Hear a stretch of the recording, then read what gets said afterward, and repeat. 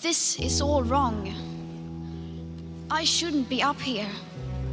I should be back in school on the other side of the ocean. Yet you all come to us young people for hope. How dare you? You have stolen my dreams and my childhood with your empty words, and yet I'm one of the lucky ones. People are suffering, people are dying, entire ecosystems are collapsing. We are in the beginning of a mass extinction, and all you can talk about is money and fairy tales of eternal economic growth. How dare you? For more than 30 years, the science has been crystal clear.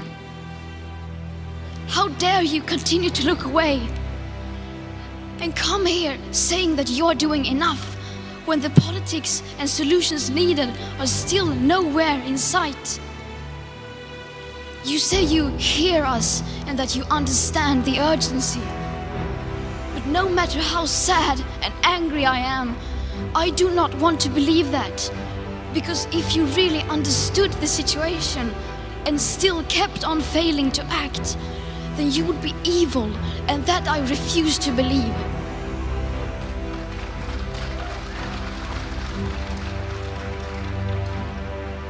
The popular idea of cutting our emissions in half in 10 years only gives us a 50% chance of staying below 1.5 degrees and the risk of setting off irreversible chain reactions beyond human control.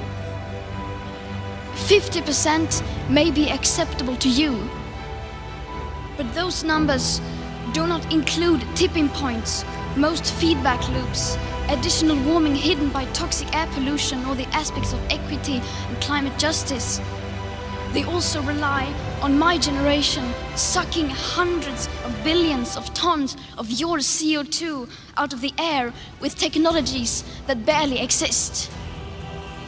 So a 50% risk is simply not acceptable to us, we who have to live with the consequences. To have a 67% chance of staying below a 1.5 degrees of global temperature rise, the best odds given by the IPCC, the world had 420 gigatons of CO2 left to emit back on January 1st, 2018.